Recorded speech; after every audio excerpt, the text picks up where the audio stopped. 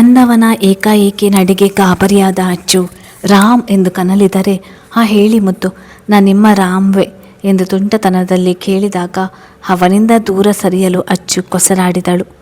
ಮಗು ಮುಂದೆ ಏನು ನಿನ್ನದು, ಬಿಡಿ ನನ್ನನ್ನು.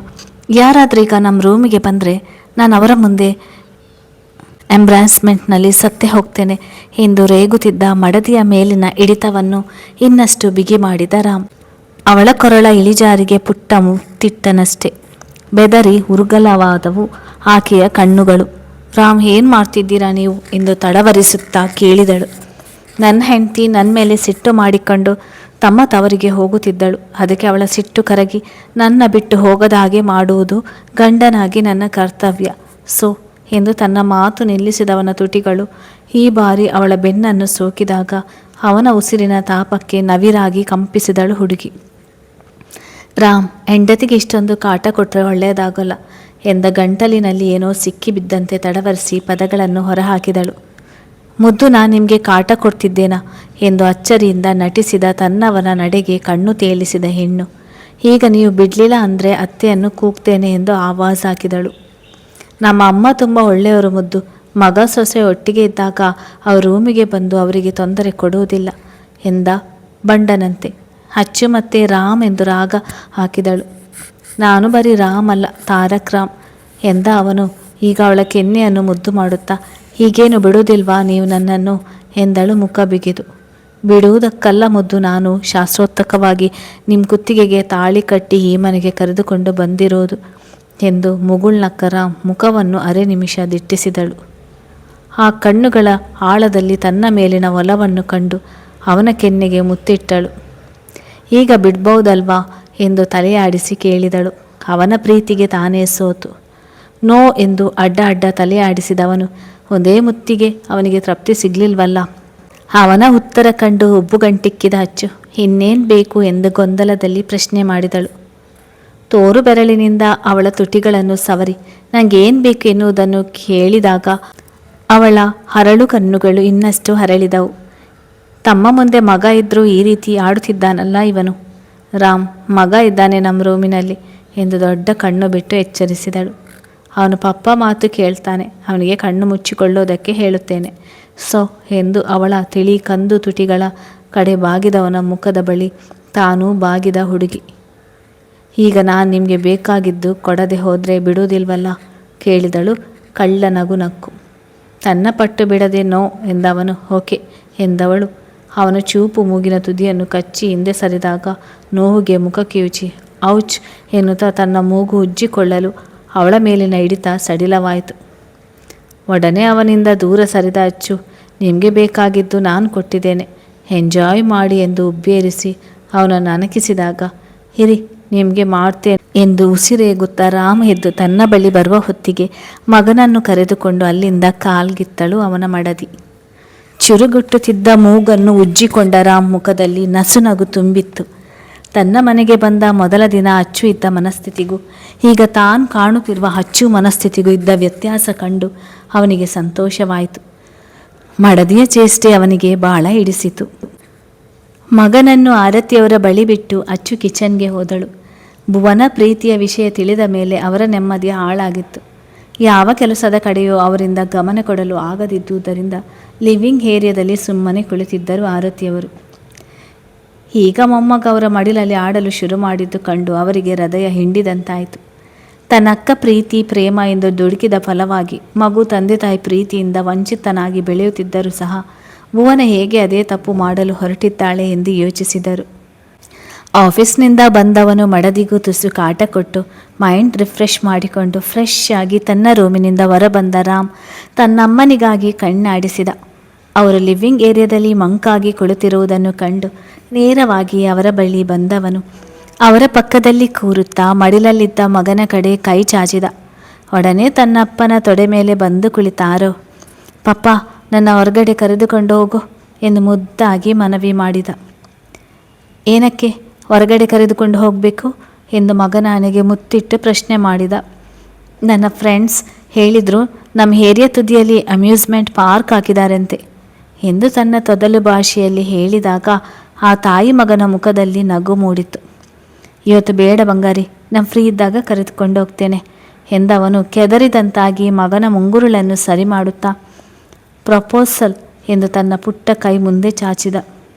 ಮಗನ ಕೆನ್ನೆ ಹಿಂಡಿ ಪಪ್ಪ ನಿಂಗೆ ಸುಳ್ಳು ಹೇಳ್ತಾನಾ ಎಂದು ಕೇಳಿದಾಗ ಮಗು ನೋ ಎಂದು ತಲೆಯಾಡಿಸಿತು. ಆರತಿಯವರು ಆ ತಂದೆ ಮಗನನ್ನು ತದೇಕ ಚಿತ್ತದಿಂದ ದಿಟ್ಟಿಸುವಾಗ ಅತ್ತೆ ಟೀ ಎಂದ ದನಿ ಎಚ್ಚರಿಸಿತು. ಮಧ್ಯಾಹ್ನದಿಂದ ಆರತಿಯವರನ್ನು ಗಮನಿಸಿದ ಅಚ್ಚುಗೆ ರಾಮ್ ಮನಸ್ಸಿನ ಜೊತೆ ಅವರ ಮನಸ್ಸನ್ನು ಯಾವುದೋ ವಿಚಾರ ಹಾಳು ಮಾಡಿದೆ ಎಂದು ತಿಳಿದಿತ್ತು. ಬಟ್ ಅದನ್ನು ಪ್ರಶ್ನೆ ಮಾಡಿ ಕೆದಕಲು ಬಯಸಲಿಲ್ಲ. ಆರತಿಯವರಿಗೀಗ ಒಂದು ಕಪ್ ಟೀ ಅಗತ್ಯವಿತ್ತು. ಟ್ರೇಯಿಂದ ಟೀ ಕಪ್ ಪಡೆದವರು ಅವಳಿಗೆ ಕಣ್ಣಿನಲ್ಲೇ ಧನ್ಯವಾದ ಹೇಳಿದಾಗ ಅಚ್ಚು ತಿಳಿನಗು ಬೀರಿದಳು. ರಾಮ್ ಮುಂದೆ ನಿಂತವಳು ತಗೊಳ್ಳಿ ಎಂದು ಕಣ್ಣಿನಲ್ಲೇ ಸನ್ನೆ ಮಾಡಿದಾಗ ತನ್ನ ಮೂಗು ಉಜ್ಜಿಕೊಂಡು ರೂಮಿಗೆ ಬನ್ನಿ ನಿಮಗಿದೆ ಎಂದು ಅವನು ಸಹ ಕಣ್ಣಿನಲ್ಲಿ ವಾರ್ನ್ ಮಾಡಿದ. ಅಚ್ಚು ನಸುನಗುತ್ತಾ ಅಲ್ಲಿಂದ ಸರಿದು ಹೋದಳು. ಅವರಿಬ್ಬರ ಕಣ್ಸನ್ನೆ ಗಮನಿಸಿದ ಆರತಿಯವರ ಮನಸ್ಸಿಗೆ ತುಸು ನಿರಾಳವಾಯಿತು. ನಿನ್ನೆ ಭುವನ ಪ್ರೀತಿ ವಿಷಯ ತಿಳಿದ ಮೇಲೆ ಮಗನ ನೆಮ್ಮದಿ ಮತ್ತು ನಗು ಉಳಿದಿರಲಿಲ್ಲ. ಇದೇ ಕಾರಣಕ್ಕೆ ಇಂದು ಅಚ್ಚು ಅವರನ್ನು ತಮ್ಮ ಮನೆಗೆ ಕರೆದುಕೊಂಡು ಬಂದಿದ್ದು. ತನ್ನ ಅಮ್ಮ ತಮ್ಮನ್ನು ಗಮನಿಸುತ್ತಿದ್ದಾರೆನ್ನುವುದರ ಅರಿವಿಲ್ಲದ ರಾಮ್ ಅಮ್ಮ ಅಚ್ಚು ಹಾಸ್ಪಿಟಲ್ನಲ್ಲಿ ನಿಮಗೆ ಸಿಕ್ಕರು ಅಂತ ಅಂಕಿತ್ ಹೇಳಿದ. ಬಟ್ ಇವರು ಏನಕ್ಕೆ ಹಾಸ್ಪಿಟಲ್ಗೆ ಬಂದಿದ್ರು? ಅಚ್ಚು ಆರಾಮವಾಗಿದ್ದಾರಲ್ವಾ ಎಂದು ಗೊಂದಲದಲ್ಲಿ ಕೇಳಿದ ರಾಮ್ಗೆ ನರೇಂದ್ರ ಅವರ ಆರೋಗ್ಯ ಗಂಭೀರವಾಗಿರುವ ವಿಚಾರ ತಿಳಿದಿಲ್ಲ. ನಿಟ್ಟಿಸಿರೆಂದು ಹೊರದಬ್ಬಿದ ಆರತಿಯವರು ನರೇಂದ್ರ ಅವರು ಹಾಸ್ಪಿಟಲ್ ಸೇರಿರುವ ವಿಚಾರ ಹೇಳಿದಾಗ ಅಮ್ಮ ನಾನು ಒಂದ್ಸಲ ಹಾಸ್ಪಿಟ್ಲ್ ಹತ್ರ ಹೋಗಿ ಅವರನ್ನು ನೋಡಿಕೊಂಡು ಬರ್ತೇನೆ ಎಂದು ಎದ್ದ ಮಗನ ಕೈ ಹಿಡಿದು ತಡೆದರು. ಅಂಕಿತ್ ಈಗಾಗಲೇ ಅಲ್ಲಿನ ಮ್ಯಾನೇಜ್ಮೆಂಟ್ ಜೊತೆ ಮಾತಾಡಿದ್ದಾನೆ. ನರೇಂದ್ರ ಅವರನ್ನು ಸ್ಪೆಷಲ್ ಕೇರ್ ಮಾಡುವಂತೆ ಹೇಳಿದ್ದಾನೆ ಎಂದರು. ಸಮಾಧಾನದ ದಟ್ಟ ಉಸಿರೊಂದನ್ನು ಎಳೆದುಕೊಂಡ ರಾಮ್ ಯಾವಾಗ ನರೇಂದ್ರ ಅಂಕಲ್ ಹಾಸ್ಪಿಟಲ್ ಸೇರಿದ್ದು ಎಂದು ಅಮ್ಮನನ್ನೇ ಕೇಳಿದ. ಅಚ್ಚು ಬಳಿ ಕೇಳಿದರೆ ತನ್ನ ಬಗ್ಗೆ ತಪ್ಪು ತಿಳಿಯಬಹುದು ಎಂಬ ಇರಾದೆ ಅವನದು. ನಿನ್ನೆ ನೈಟ್ ಅಂತೆ ಕಣೋ. ಅಭಿ ಬೀಗ್ರು ಸಂಪೂರ್ಣ ಎಲ್ಲರೂ ಅಚ್ಚು ಮೇಲೆ ಸಿಟ್ಟಾಗಿದ್ದರು. ಮೀನಾಕ್ಷಿ ಅವ್ರಿಗೆ ಹೆಲ್ಪ್ ಮಾಡ್ತಾ ರಾತ್ರಿ ಎಲ್ಲ ಹಾಸ್ಪಿಟಲ್ನಲ್ಲೇ ಉಳಿದಿದ್ದಕ್ಕೆ ಎಂದದು ಕೇಳಿ ಕಿಚನ್ನಲ್ಲಿ ಕೆಲಸ ಮಾಡುತ್ತಿದ್ದ ತನ್ನವಳ ಕಡೆ ಅಭಿಮಾನದಿಂದ ನೋಡಿದ ರಾಮ್. ಮತ್ತೊಬ್ಬರ ಕಷ್ಟಕ್ಕೆ ಮಿಡಿಯುವ ಅವಳ ಮನಸ್ಸಿನ ಪರಿಚಯ ಇದ್ದಿದ್ದರಿಂದಲೇ ಅವನು ಅಚ್ಚು ಎಷ್ಟೇ ವಿರೋಧ ಮಾಡಿದರೂ ತನ್ನ ಹಠ ಹಿಡಿದು ಅವಳನ್ನೇ ಮದುವೆಯಾಗಿದ್ದು. ಮಗ ಕಿಚನ್ ಕಡೆ ನೋಡುತ್ತಾ ಗಾಢ ಯೋಚನೆಯಲ್ಲಿ ಕಳೆದು ಹೋಗಿದ್ದನ್ನು ಕಂಡು ರಾಮ್ ಭುವನ ವಿಷಯ ಏನಾಯಿತು ಎಂದು ಕೇಳಿದರು ಆರತಿಯವರು. ಚಿಂತೆ ಮಾಡಬೇಡಮ್ಮ, ನಾನು ಈ ವಿಷಯ ನೋಡಿಕೊಳ್ತೇನೆ ಎಂದು ಭರವಸೆ ನೀಡಿದ. ಅಂದು ಮಧ್ಯಾಹ್ನ ಫೈಲ್ಗಳನ್ನು ವೆರಿಫೈ ಮಾಡುತ್ತಿರುವಾಗ ರಾಮ್ ಫೋನ್ ರಿಂಗ್ ಆಯಿತು. ಸಾಮಾನ್ಯವಾಗಿ ರಾಮ್ ಆಫೀಸ್ಗೆ ಬಂದೊಡನೆ ಫೋನ್ ವೈಬ್ರೇಷನ್ ಮೋಡ್ಗೆ ಹಾಕಿಬಿಡ್ತಾನೆ. ಬಟ್ ಇಂದು ಒಂದು ಇಂಪಾರ್ಟೆಂಟ್ ಕಾಲ್ ಬರಬೇಕಾಗಿದ್ದುದರಿಂದ ಆ ಕರೆಗೆ ಕಾಯುತ್ತಿದ್ದ. ಕಾಲ್ ಬರುತ್ತಿದ್ದಂತೆಯೇ ಫೋನ್ ಸ್ಕ್ರೀನ್ ನೋಡಿದವನ ಹುಬ್ಬುಗಳು ಬೆಸೆದವು. ಯಾವುದೋ ಅನ್ನೋನ್ ನಂಬರ್ನಿಂದ ಕಾಲ್ ಬರುತ್ತಿರುವುದು ಕಂಡು ಗೊಂದಲವಾಯಿತು. ರಾಮ್ ತನ್ನ ಪ್ರೈವೇಟ್ ನಂಬರನ್ನು ತೀರಾ ಹತ್ತಿರದವರಿಗೆ ಮಾತ್ರ ಕೊಟ್ಟಿದ್ದ. ಮತ್ತೊಮ್ಮೆ ಕಾಲ್ ಬಂದಾಗ ರಿಸೀವ್ ಮಾಡಿ ಹಲೋ ಎಂದವನ ಮುಖ ವಿವರ್ಣವಾಯಿತು. ಅತ್ತಲಿಂದ ಕೇಳಿ ಬಂದ ದನಿ ಅಸಹನೆ ಉಂಟು ಮಾಡಿತು. ರಾಮ್ ಅರೆ ನಿಮಿಷವೂ ಆ ವ್ಯಕ್ತಿಯ ಜೊತೆ ಮಾತಾಡಲು ಇಚ್ಛಿಸದೆ ಕಾಲ್ ಕಟ್ ಮಾಡಲು ಮುಂದಾದಾಗ ರಾಮ್ ಪ್ಲೀಸ್ ಕಾಲ್ ಕಟ್ ಮಾಡಬೇಡ, ನಾನು ನಿಮಗೆ ಮುಖ್ಯವಾದ ವಿಷಯ ಹೇಳುವುದಕ್ಕೆ ಕಾಲ್ ಮಾಡಿರೋದು ಎಂದು ಗಂಭೀರವಾಗಿ ಕೇಳಿದ ಶರನ್ನನ್ನು ಕಂಡು ಮುಷ್ಟಿ ಬಿಗಿದ ರಾಮ್. ನಿಮಗೆ ನನ್ನ ಜೊತೆ ಎಂಥ ಮಾತು? ನಿಮಗೆ ಮಾತಾಡಲು ವಿಷಯ ಇರ್ಬೋದು, ಬಟ್ ನನಗೆ ನಿನ್ನ ಜೊತೆ ಮಾತಾಡುವುದಕ್ಕೆ ಯಾವುದೇ ವಿಷಯವೂ ಇಲ್ಲ. ಮತ್ತೆ ತೊಂದರೆ ಕೊಡಲು ಕಾಲ್ ಮಾಡಬೇಡ ಎಂದು ಎಚ್ಚರಿಸಿ ಕಾಲ್ ತುಂಡರಿಸಲು ಅವರಿಸಿದಾಗ ರಾಮ್ ಪ್ಲೀಸ್ 2 ನಿಮಿಷ, ನಾನು ಭುವನ ವಿಷಯ ಮಾತಾಡಲು ನಿಮಗೆ ಕಾಲ್ ಮಾಡಿರೋದು ಎಂದನು ಶರಣ್. ಗೊಂದಲ ತುಂಬಿದ ಅಚ್ಚರಿಯಲ್ಲಿ ಏನು ಭುವನ ಬಗ್ಗೆ ಮಾತಾಡಲು ಕಾಲ್ ಮಾಡಿದ್ಯಾ ಎಂದು ಪ್ರಶ್ನೆ ಮಾಡಿದ. ಎಷ್ಟು ಬೇಗ ಭುವನ ವಿಷಯ ಅವನಿಗೆ ಹೇಗೆ ತಿಳಿಯಿತು ಎಂದು ಯೋಚಿಸಿದ. ಎಸ್ ರಾಮ್, ನಾನು ಭುವನ ಬಾಯ್ ಫ್ರೆಂಡ್ ಬಗ್ಗೆ ಮಾತಾಡಲು ನಿಮಗೆ ಕಾಲ್ ಮಾಡಿದ್ದು ಎಂದಾಗ ರಾಮ್ಗೆ ಇನ್ನಷ್ಟು ಆಶ್ಚರ್ಯವಾಯಿತು. ಬಟ್ ತನ್ನ ಕುಟುಂಬದ ಗುಟ್ಟನ್ನು ಅಷ್ಟು ಬೇಗ ಶರಣ್ ಮುಂದೆ ಬಿಟ್ಟುಕೊಡಲು ಅವನು ಸಿದ್ಧನಿರಲಿಲ್ಲ. ಹೇ ಏನು ಮಾತಾಡ್ತಿದ್ಯಾ ಎಂದು ಗದರಿದಂತೆ ಕೇಳಿದ. ಶರಣ್ ಮುಂದುವರಿಸುತ್ತಾ ಭುವನ ಪ್ರೀತಿ ಮತ್ತು ಅವಳ ಬಾಯ್ ಫ್ರೆಂಡ್ ಬಗ್ಗೆ ನನಗೆ ಗೊತ್ತು ಎಂದವನ ದನಿ ಗಂಭೀರವಾಗಿತ್ತು. ಈ ಬಾರಿಯೂ ಸೋಲೊಪ್ಪಲು ಸಿದ್ಧವಿಲ್ಲದ ರಾಮ್ ಶರಣ್ ಏನು ಹೇಳಬೇಕಂತ ಕಾಲ್ ಮಾಡಿದ್ಯಾ ಎಂದು ಅವಡುಗಚ್ಚುತ್ತಾ ಕೇಳಿದ. ಅವನಿಗೆ ಶರಣ್ ಹೆಸರು ಕೇಳಿದರೆ ಮೈ ಮೇಲೆ ಬೆಂಕಿ ಬಿದ್ದಂತೆ ಆಗ್ತಿತ್ತು. ನಿನ್ನ ತಂಗಿ ಪ್ರೀತಿಸಿರುವ ಫ್ರಾಡ್ ಬಗ್ಗೆ ಹೇಳೋದಕ್ಕೆ ಕಾಲ್ ಮಾಡಿದ್ದೇನೆ ಎಂದದ್ದು ಕೇಳಿ ಹುಸಿ ನಗು ನಕ್ಕ ರಾಮ್. ಒಬ್ಬ ಕಳ್ಳ ಮತ್ತೊಬ್ಬ ಕಳ್ಳನನ್ನು ಹಿಡಿದುಕೊಡುವ ಕತೆ ಕೇಳುವುದಕ್ಕೆ ತುಂಬ ತಮಾಷೆಯಾಗಿದೆ ಎಂದು ವ್ಯಂಗ್ಯವಾಡಿದ. ಇದನ್ನು ಕೇಳಿ ಹಲ್ಲು ಕಚ್ಚಿ ಮುಷ್ಟಿ ಬಿಗಿದ ಶರಣ್ ನಾಲಿಗಿದೆ ಅಂತ ಏನೇನೋ ಮಾತಾಡಿದರೆ ನಾನು ಕೇಳ್ತಾ ಸುಮ್ಮನಿರುವವನಲ್ಲ, ಮೈಂಡ್ ಯುವರ್ ಟಂಗ್ ರಾಮ್ ಎಂದು ಅಬ್ಬರಿಸಿದ. ರಾಮ್ ವ್ಯಂಗ್ಯ ಕಂಡು ಖುದ್ದು ಹೋದ ಶರಣ್. ನೋಡು ರಾಮ್, ನಿನಗೆ ಇನ್ಯಾವ ರೀತಿ ಅರ್ಥ ಮಾಡಿಸ್ಬೇಕೋ ನನಗೆ ಗೊತ್ತಿಲ್ಲ. ಬಟ್ 3 ವರ್ಷದಲ್ಲಿ ನಾನು ಹೇಳಿದ್ದನ್ನು ಅರ್ಥ ಮಾಡಿಕೊಳ್ಳುವ ತಾಳ್ಮೆಯನ್ನು ನೀನು ಮಾಡಿಲ್ಲ. ಈಗ ನಾನು ನಿನಗೆ ಹೆಲ್ಪ್ ಮಾಡೋದಕ್ಕೆ ಅಂತ ಕಾಲ್ ಮಾಡಿರೋದು. ನಿನ್ನ ಮನಸ್ತಾಪ ಈಗ ಪಕ್ಕಕ್ಕೆ ಇಟ್ಟು ಕೇಳು. ಭುವನ ಪ್ರೀತಿ ಮಾಡುತ್ತಿರುವ ಹುಡುಗ ಸರಿಯಿಲ್ಲ. ಅವನೊಬ್ಬ ಪ್ಲೇ ಬಾಯ್ ಅನ್ನೋದಕ್ಕೆ ಅವನೀಗ ಸದ್ಯ ಒಂದು ಹುಡುಗಿಯ ಜೊತೆ ನೂತನ ಹೋಟೆಲ್ಗೆ ಬಂದಿದ್ದಾನೆ. ಎಂದವನ ಮಾತಿಗೆ ಮುಷ್ಟಿ ಕಟ್ಟಿದ ರಾಮ್, ನಾನು ನಿನ್ನ ಮಾತನ್ನು ಹೇಗೆ ನಂಬೋದು? ಏನು ನಾಟಕ ಮಾಡ್ತಿದ್ಯಾ? ನಮ್ಮ ಹತ್ತಿರ ಒಳ್ಳೆಯವನಾಗೋದಕ್ಕೆ? ಹಲ್ಲು ಕಟಕಟಿಸುತ್ತಾ ಪ್ರಶ್ನೆ ಮಾಡಿದ ರಾಮ್. ತನ್ನ ಜೀವನಕ್ಕಿಂತ ಹೆಚ್ಚಾಗಿ ಪ್ರೀತಿಸುವ ತನ್ನ ಮಡದಿಗೂ ಸಹ ತನ್ನ ತಂಗಿಯ ವಿಷಯ ತಿಳಿಯದಂತೆ ಎಚ್ಚರ ವಹಿಸುವ ರಾಮ್ಗೆ ಲಿಖಿತ್ ಅನ್ನುವ ಹುಡುಗನನ್ನು ತನ್ನ ತಂಗಿಯ ಹಿಂದೆ ಬಿಟ್ಟಿರೋದು ಈ ಶರಣ್ ಇರ್ಬೋದು ಎಂಬ ಅನುಮಾನ ಮೂಡಿಬಿಟ್ಟಿತ್ತು. ತಂಗಿಯ ವಿಚಾರ ತಾನು ಕಣ್ಣಾರೆ ಕಂಡಂತೆ ಶರಣ್ ಮಾತನಾಡುತ್ತಿರುವುದು ಕಂಡು, ರಾಮ್ ಪ್ಲೀಸ್, ನಾನು ಹೇಳೋದು ಸ್ವಲ್ಪ ಅರ್ಥ ಮಾಡಿಕೊ. ನಾನೀಗ ನವನೂತನ ಹೋಟೆಲ್ನಲ್ಲಿ ನನ್ನ ಕ್ಲೈಂಟ್ ಒಬ್ಬರನ್ನು ಮೀಟ್ ಮಾಡುವುದಕ್ಕೆ ಬಂದಿದ್ದೆ. ನಿನ್ನ ತಂಗಿಯ ಬಾಯ್ ಫ್ರೆಂಡ್ ಸಹ ಇದೇ ಹೋಟೆಲ್ಗೆ ಬಂದಿದ್ದಾನೆ, ಅದು ಸಹ ಒಂದು ಹುಡುಗಿಯ ಜೊತೆ ಎಂದು ಹೊತ್ತಿ ಹೇಳಿದಾಗ ಪೇಲುವಾಗಿ ನಕ್ಕ ರಾಮ್. ಹೀಗೆ ಅವನನ್ನು ನಮ್ಮ ಹತ್ತಿರ ಸಿಕ್ಕಿ ಬೀಳುವ ಹಾಗೆ ಮಾಡಿ ನೀನು ನಮ್ಮ ಹತ್ತಿರ ಒಳ್ಳೆಯವನಾಗಿ ನನ್ನ ಮಗನನ್ನು ನಿನ್ನ ಜೊತೆ ಕರೆದುಕೊಂಡು ಹೋಗೋ ಪ್ಲ್ಯಾನ್ ಮಾಡಿದ್ದೆ ಅನಿಸುತ್ತೆ ಅಲ್ವಾ ಶರಣ್? ಬಟ್ ಅದು ಯಾವತ್ತೂ ನಡೆಯೋದಕ್ಕೆ ಸಾಧ್ಯವಿಲ್ಲ. ನನಗೆ ಹೇಗೆ ನನ್ನ ತಂಗಿ ಹಾಗೂ ನನ್ನ ಮಗನನ್ನು ನೀಚರ ಸಂಚಿನಿಂದ ಕಾಪಾಡಿಕೊಳ್ಳುವುದು ಅಂತ ಗೊತ್ತು. ಸೊ ತಾವು ಮತ್ತೆ ನನಗೆ ಹೆಲ್ಪ್ ಮಾಡುವ ನೆಪದಲ್ಲಿ ಕಾಲ್ ಮಾಡೋದೆಲ್ಲ ಮಾಡಿದರೆ ಸರಿ ಇರೋದಿಲ್ಲ ಎಂದು ಹೊರಟಾಗಿ ಎಚ್ಚರಿಸಿ ಕೊಟ್ಟು ಉಸಿರು ಬಿಡುತ್ತಲೇ ಕಾಲ್ ಕಟ್ ಮಾಡಿದ ರಾಮ್ ಮೊಗ ರೋಷದಿಂದ ಬಿಗಿದ ಕಣ್ಣುಗಳು ಕೆಂಪೇರಿದವು.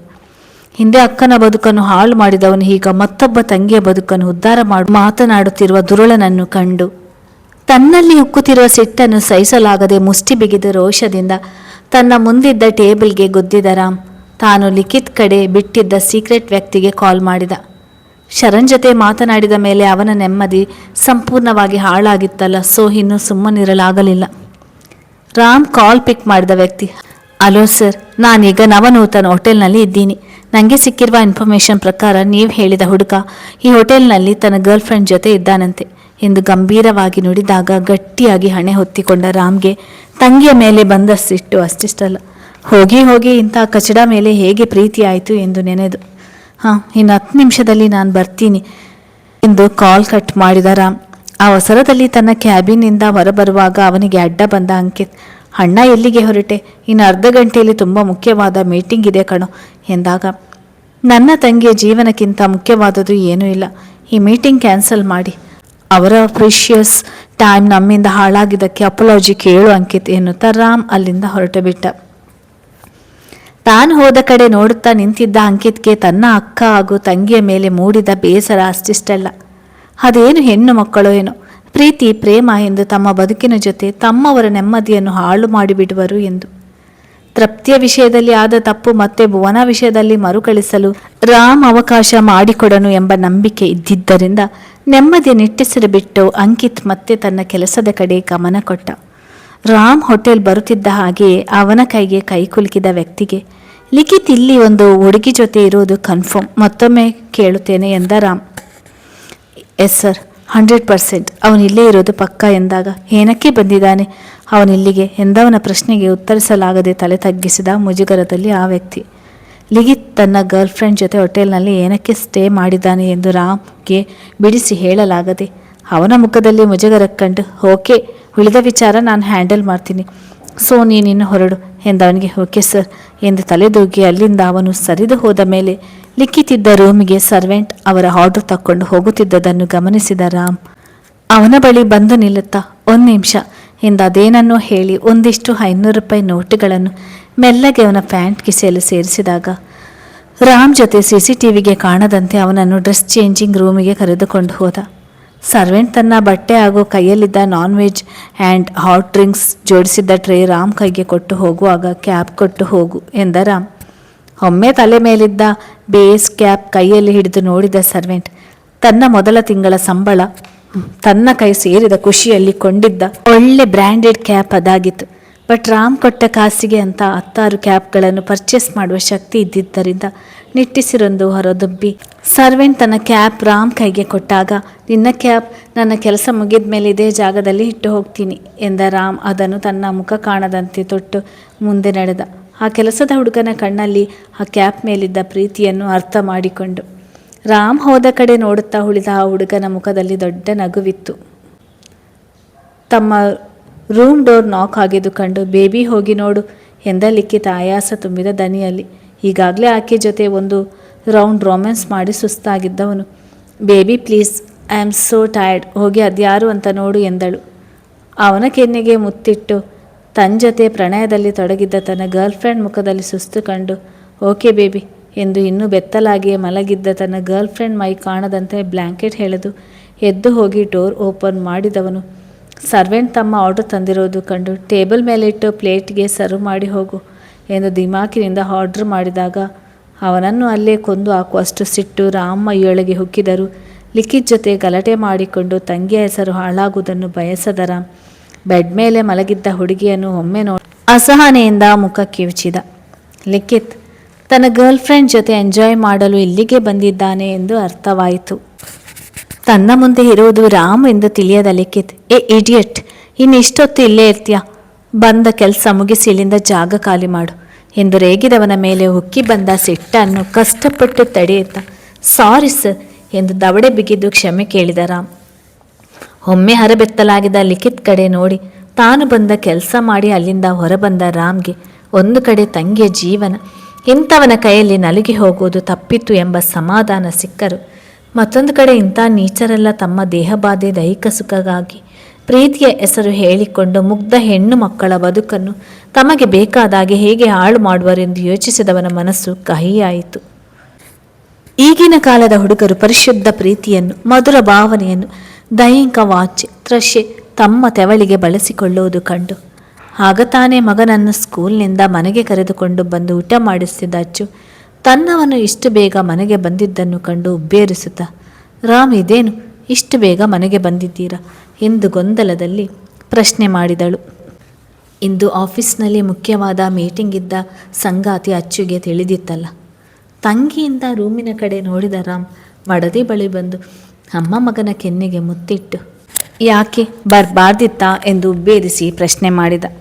ಲಿವಿಂಗ್ ಏರಿಯಾದಲ್ಲಿ ತನಗೆ ಮುತ್ತು ಕೊಟ್ಟವನ ಕಡೆ ಹುಸಿ ಸಿಟ್ಟಿನಲ್ಲಿ ನೋಡುವ ಅಚ್ಚು, ರಾಮ್, ಅತ್ತೆ ಭುವನ, ಲಿಂಗಿಯವರು ಮನೆಯಲ್ಲೇ ಇದ್ದಾರೆ, ಅದು ಗೊತ್ತಿದ್ದು ಏನು ನಿಮ್ಮ ತರ್ಲೆ ಎಂದು ದೊಡ್ಡ ಕಣ್ಣು ಬಿಟ್ಟು ಗದರಿದಾಗ ನಿಮ್ಮ ಮಗನೂ ಇದ್ದಾನೆ ನಿಮ್ಮ ಮುಂದೆ ಅನ್ನೋದು ಮರೆತು ಬಿಟ್ರಾ ಅಲ್ವಾ ಮುದ್ದು ಎಂದವನು ಬಾಯಿ ತುಂಬ ಇದ್ದ ಚಪಾತಿಯನ್ನು ಜಗಿಯಲು ಕಷ್ಟಪಡುತ್ತಿದ್ದ ಮಗನ ಕಡೆ ನೋಡಿ ಬಂಗಾರಿ, ನಿಂಗೆ ಮಮ್ಮಿಗೆ ಹೇಗೆ ಪಪ್ಪಿ ಕೊಡಬೇಕು ಅಂತ ಗೊತ್ತಾ ಎಂದು ಮುದ್ದು ಮಾಡುತ್ತಾ ಹೇಳಿದಾಗ ನೋ ಎಂದು ಮುದ್ದಾಗಿ ತಲೆ ಆಡಿಸಿದ ಆರವ್. ಸರಿಯಾಗಿ ನೋಡಿಕೊ, ನಾನು ಮತ್ತೆ ಹೇಳಿ ಕೇಳುವುದಿಲ್ಲ ಎಂದವನ ಮಾತಿಗೆ ಗಾಬರಿಯಾದ ಅಚ್ಚು. ರಾಮ್, ಲಿಂಗಿ ಕಿಚನ್ನಲ್ಲಿ ಇದ್ದಾರೆ, ಪ್ಲೀಸ್ ನನ್ನ ಮರ್ಯಾದೆ ತೆಗೆಯುವ ಕೆಲಸ ಮಾಡಬೇಡಿ ನೀವು ಎಂದು ಗದರುತ್ತಿದ್ದವಳ ಹಣೆಗೆ ಗಾಢವಾಗಿ ಕಿಸ್ ಮಾಡಿದ ರಾಮ್. ಈ ರೀತಿ ಪಪ್ಪಿ ಕೊಡಬೇಕಣೋ ಎಂದು ತನ್ನ ಪುಟ್ಟ ಮಗನಿಗೆ ಮುತ್ತಿನ ಪಾಠ ಹೇಳಿಕೊಡುತ್ತಿದ್ದ.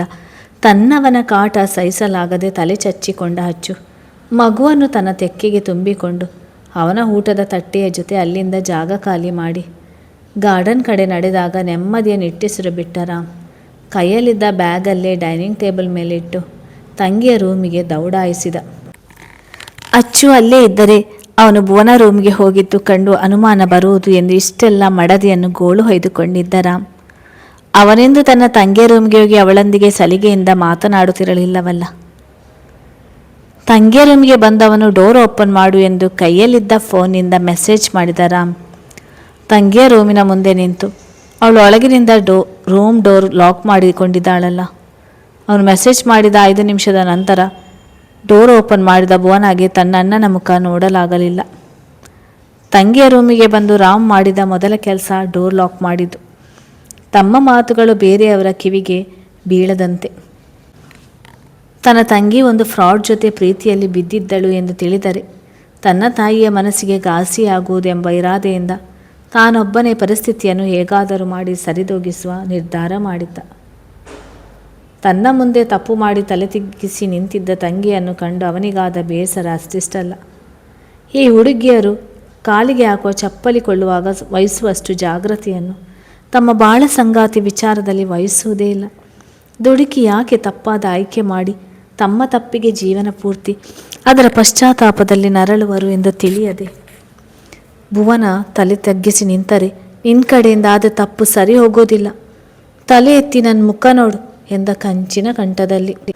ಅಲ್ಲಿ ಲಿಖಿತ್ ಮತ್ತೊಬ್ಬ ಹುಡುಗಿಯ ಜೊತೆ ಇದ್ದದ್ದನ್ನು ಕಂಡು ಮೇಲೆ ಭುವನ ಮೇಲೆಯೂ ಅವನಿಗೆ ಸಿಟ್ಟು ಬಂದಿತ್ತು. ಲಿಖಿತ್ ಮೋಸದ ಪ್ರೀತಿಯಲ್ಲಿ ಬೀಳುವಷ್ಟು ದುರ್ಬಲ ಮನಸ್ಥಿತಿಯೇ ನನ್ನ ತಂಗಿಯದು ಎಂದು. ಬಟ್ ತನ್ನಣ್ಣನ ಗಡಸು ದನಿ ಕೇಳಿ ಹೆದರಿದರು. ಅವನ ಮುಖ ನೋಡುವ ಧೈರ್ಯ ಮಾಡದೆ ಹೋದಳು ಭುವನ.